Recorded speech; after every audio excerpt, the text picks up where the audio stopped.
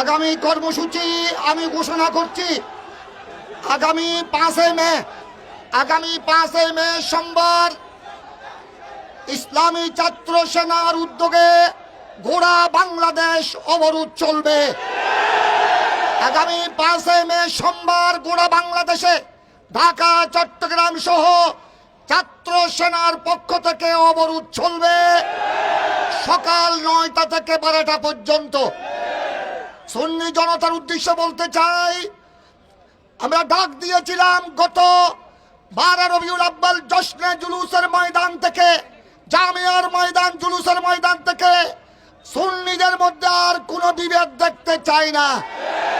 সবাই আমরা একত্রিত হয়ে সুন্নিয়তের ময়দানকে, রাজপথকে কাঁপাতে হবে।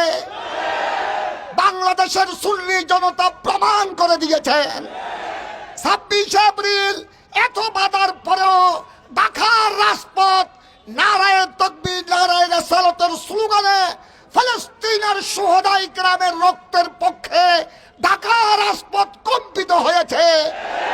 আমরা 7 জনে ডাক দিয়েছিলাম। আমি গুণগার আল্লামা মঈনুদ্দিন আশরাফি, অধ্যক্ষ আবুল ফরা ফরিদউদ্দিন, আল্লামা মসিহুদ্দৌলা, আমাদের ডাকে আপনারা সাড়া দিয়েছেন।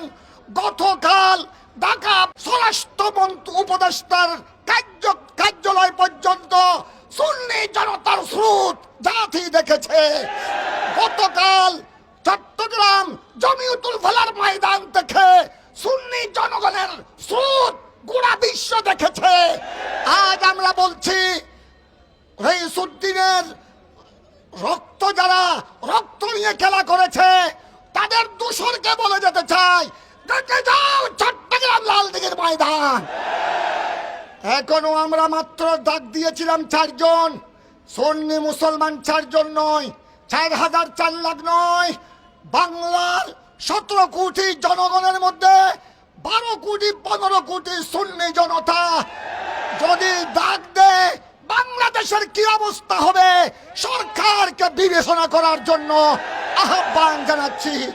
সবাই ঐক্যবদ্ধ থাকবেন।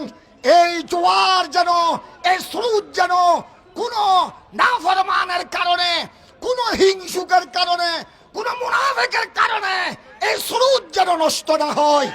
সবাই ঐক্যবদ্ধ থাকবেন। সবাইকে ধন্যবাদ জানাই।